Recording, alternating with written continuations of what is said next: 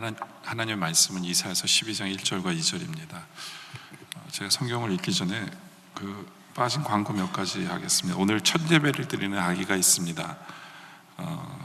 최현이라고요. 우리 최성우 형제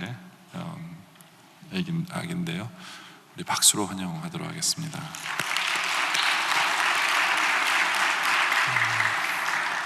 우리 축도 전에 앞으로 나오시면 아기를 위해서, 첫 예배 드리는 아기를 위해서 여러분들 기도하도록 하겠습니다. 그리고 예배 중에 제가 텍스트를 받았는데 광고를 하나 해달라고 하셨는데 어제 축구대회에서 3등 했습니다. 그래서 광고해달라고 하셔서 광고합니다. 오늘 하나님 말씀 이사야서 12장 1절과 2절인데요. 그날에 내가 말하기를 여호와여 주께서 전에는 내게 노하셨사오나 이제는 주의 진노가 돌아섰고 또 주께서 나를 안위하시오니 내가 주께 감사하겠나이다 할 것이니라. 보라, 하나님은 나의 구원이시라. 내가 신뢰하고 두려움이 없으리니 주 여호와는 나의 힘이시며 나의 노래시며 나의 구원이심이라. 아멘. 이사야서 12장은 노래 형식을 가지고 있습니다. 그래서 영어 성경은 Song of Praise라고, 찬양의 노래라고 이사야서 12장을 부릅니다. 근데 이 이사야서 12장은요, 출애굽기 15장에 나오는 모세와 미리암의 노래와도 굉장히 비슷한 부분이 있어요. 그러니까 이스라엘 백성이 애굽에서 나올 때 하나님이 홍해를 가르셔서 홍해를 건너게 됐잖아요. 그것을 경험한 이스라엘이 하나님을 찬양한 것이 출애굽기 15장입니다. 출애굽기 15장 2절에 보면 여호와는 나의 힘이요 나의 노래시며 나의 구원이시로다. 그는 나의 하나님이시니 내가 그를 찬송할 것이요 내 아버지의 하나님이시니 내가 그를 높이리라 라고 찬양하고 있죠. 근데 이거랑 굉장히 비슷하게 이사야서 12장 2절도 말하고 있습니다. 보라, 하나님은 나의 구원이시라고 얘기하고요, 또 주 여호와는 나의 힘이시고 나의 노래시며 나의 구원이시다 라고 출애굽기 15장에 나온 구절과 굉장히 비슷합니다. 그런데 출애굽기 15장과 이사야서 12장은 차이점이 있어요. 그게 뭐냐면 출애굽기 15장은 이미 홍해를 갈라주심을 체험한 후에, 하나님의 구원하심을 체험한 후에 부른 찬송이 출애굽기 15장이고요 그러나 이사야서 12장은 1절에 보면 1절입니다. 1절에 보면 그날에 라고 말씀을 하고 있죠. 근데 그날에라는 게 언제냐면 미래를 얘기합니다. 그날에. 그래서 이사야서에서 말하는 궁극적으로 이 예언은 물론 가깝게는 이스라엘의 해방도 얘기하지만 궁극적으로 그날은 주님 오시는 날에, 주님 오시면, 예수님이 오시면 이라는 거예요. 근데 우리는 예수님이 우리 삶 속에 이미 오셨어요. 그렇죠? 그러니까 우리는 축복받은 사람이라는 거죠. 축복받은 사람. 우리는 이 복을 누리고 있다라는 거예요. 우리는 복된 시간 속에 살고 있어요. 왜냐하면 우리는 그날 속에 살고 있기 때문에. 그래서 우리는 감사해야 합니다. 우리는 주님 때문에 감사해야 돼요. 그럼 좀 더 구체적으로 우리는 왜 감사해야 될까요? 오늘 설교 제목이 왜 감사해야 합니까?입니다.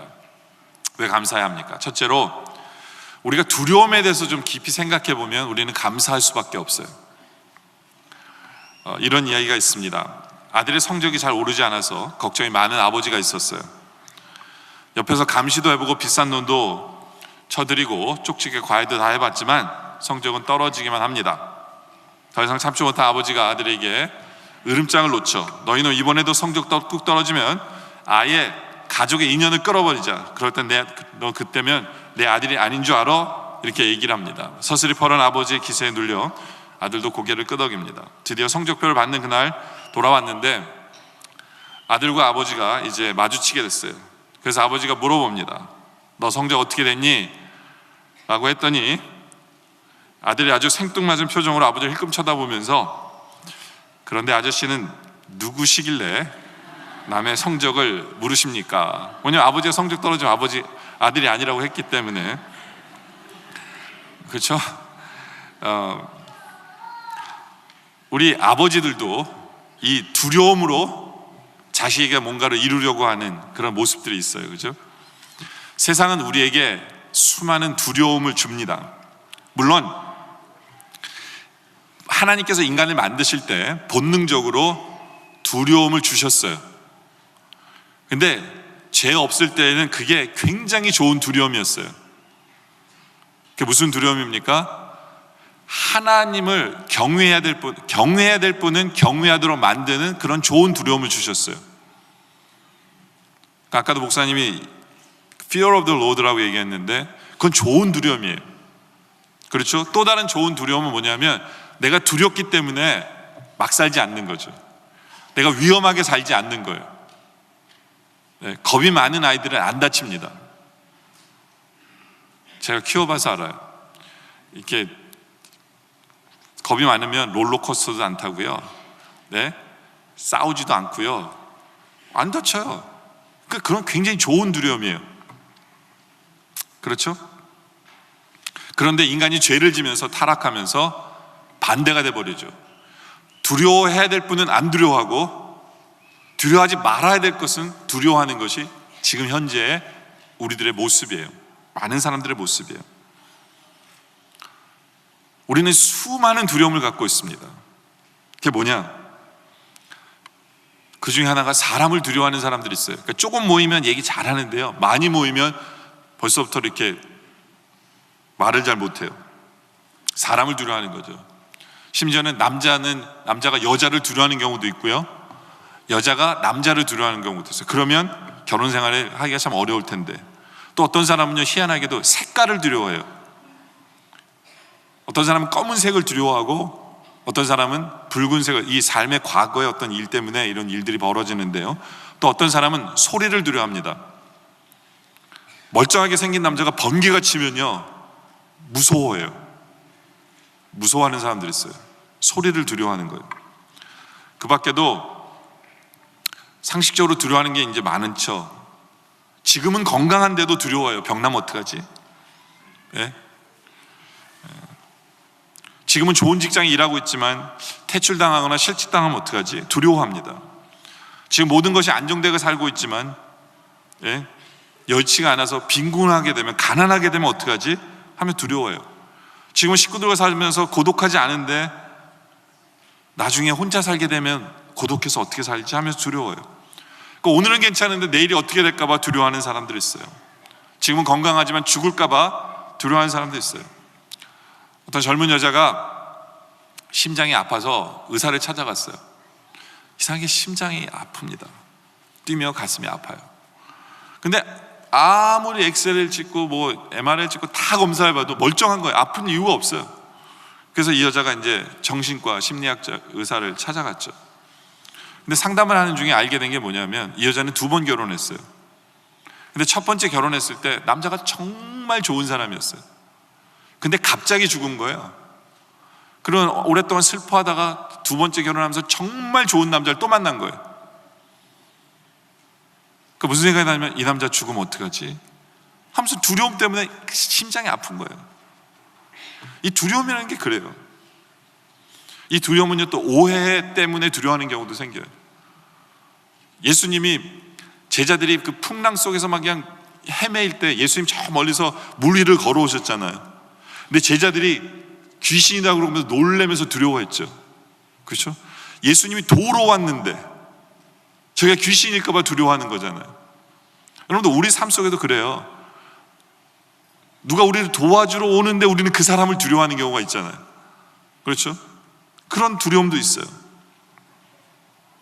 어쩔 때는요, 아무 이유 없이 그냥 두려워요. 뭔가가 불안하대요. 잘 돼도 불안해요.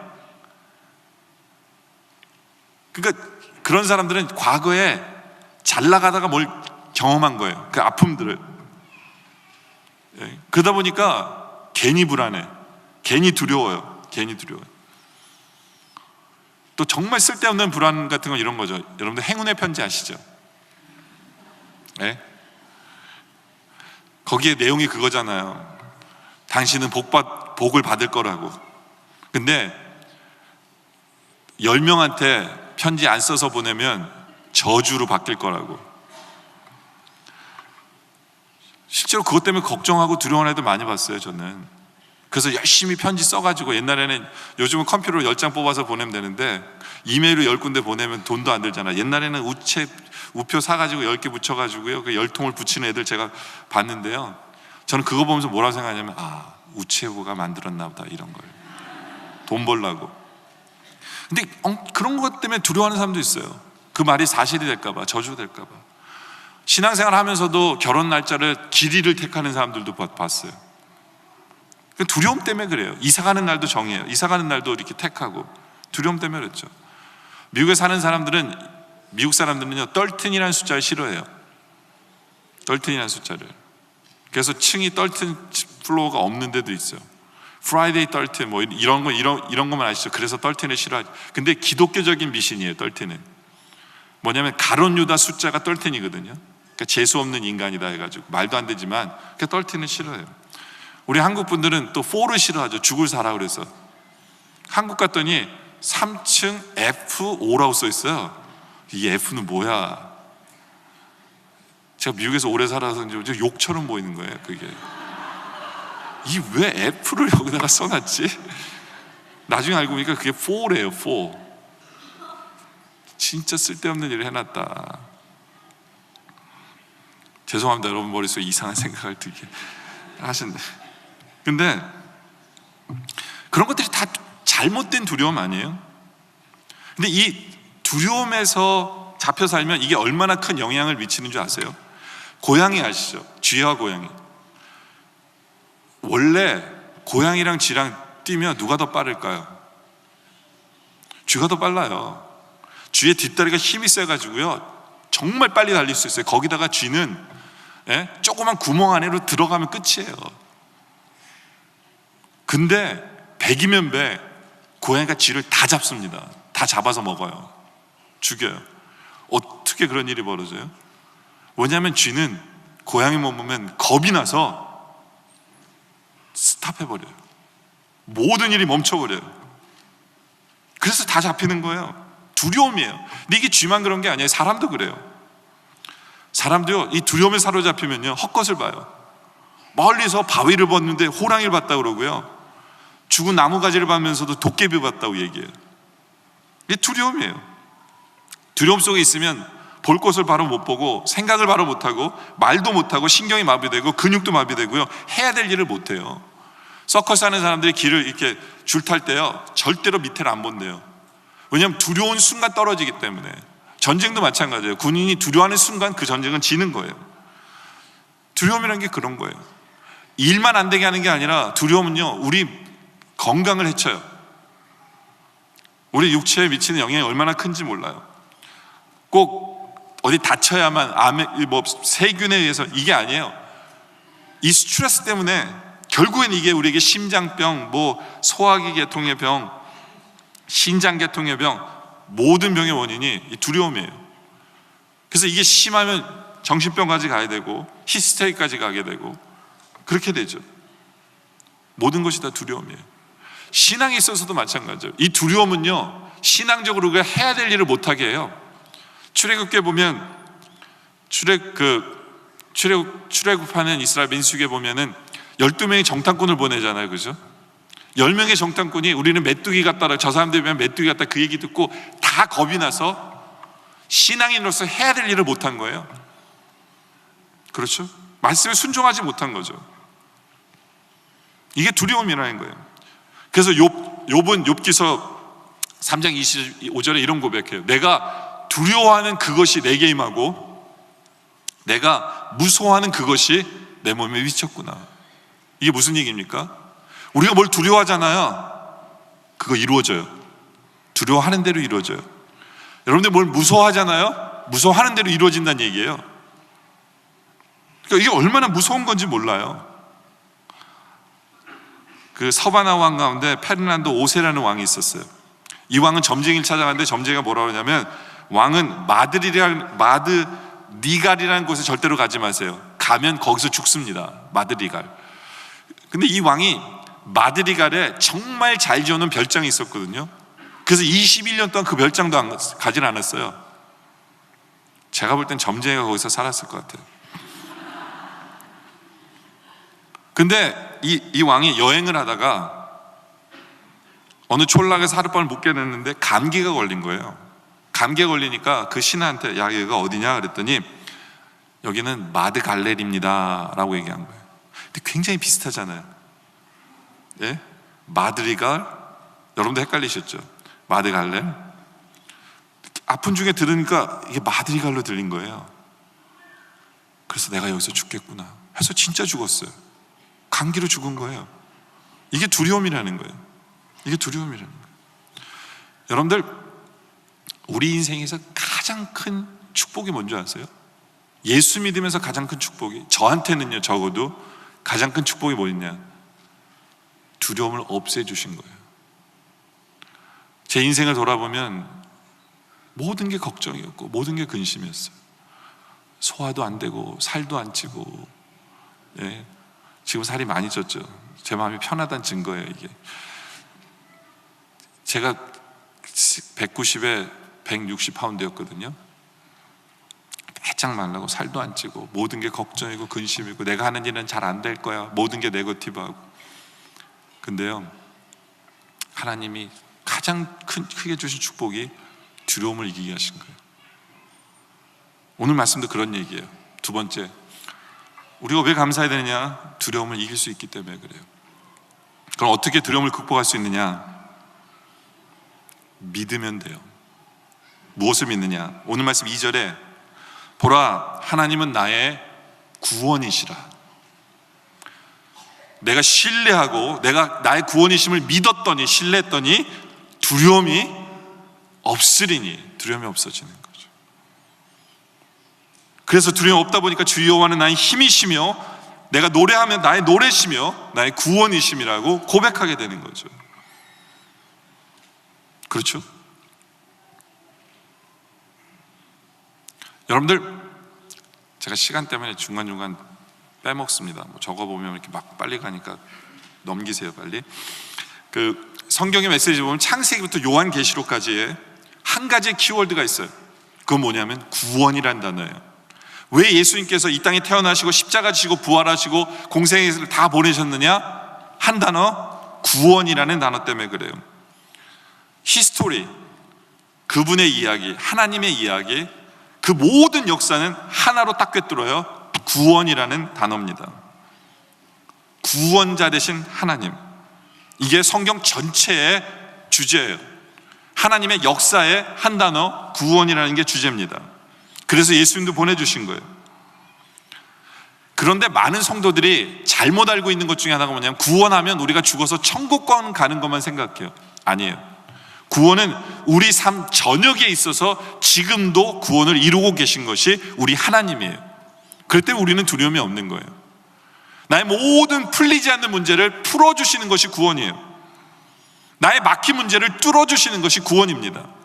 해결해 주시는 것이 구원이에요. 그래서 로마서 8장 28절에 우리가 알거니와 하나님을 사랑하는 자, 곧 그때로 부르심을 입은 자들에게는 모든 것이 합력하여 선을 이루는 것, 이것이 구원의 방법이에요.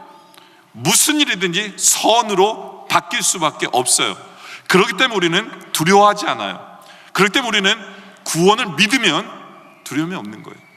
그래서 이사야서 12장 2절 다시 한 번 더 보면, 보라, 하나님은 나의 구원이시기 때문에, 내가 신뢰하고 내가 믿기 때문에 두려움이 없을 수밖에 없는 것, 그것이 우리의 삶이고, 이것 때문에 이사야는 두 번이나 이것 때문에 우리가 뭐 해야 되느냐, 이사야서 12장 1절에 1절 후반부에 보면 뭐라고 나오느냐, 그 다음 슬라이드입니다. 후반부에 내가 주께 감사하겠나이다. 12장 4절에 또 뭐라고 하냐면, 그날에 너희가 또 말하기를 여호와께 감사하라. 왜 우리가 감사해야 합니까? 나를 구원해 주신 하나님 때문에, 그래서 나의 두려움을 없애주신 하나님 때문에 우리가 감사해야 된다라는 거죠. 이제 말씀의 결론을 내리죠. 기독교 청년 운동을 시작한 롤링 박사라는 분이, 이분은 늘 아침마다 하는 게 있대요. 잠에서 딱 깨어나면 이렇게 3번 고백한대요. 나는 믿습니다, 나는 믿습니다, 나는 믿습니다. 이렇게 3번 고백하고 하루를 시작한대. 이 뜻은 뭐야? 나 하나님 믿습니다 라는 고백이죠. 그렇죠? 저는 우리 성도들의 잠재의식 속에서 매일매일의 고백 속에서 이런 고백이 있으면 좋겠어요. 나는 구원의 하나님을 믿습니다. 어떠한 문제 앞에서 나는 구원의 하나님을 믿습니다. 바로 이러한 고백이 우리에게 두려움을 없애주는 그러한 믿음이에요. 저의 소원은 하나님께서 저에게 있어서 두려움을 없애주신 것처럼 이 자리에 함께한 영락의 성도님들에게 여러분들이 갖고 있는 두려움을 구원의 하나님을 믿기에 그 두려움을 없애주시는 그런 하나님을 체험함으로 말미암아 우리 삶이 감사함으로 충만하게 채워지시기를 주님의 이름으로 축원합니다. 기도드리겠습니다. 아버지 하나님, 주님 없을 때 두려웠습니다. 그러나 이제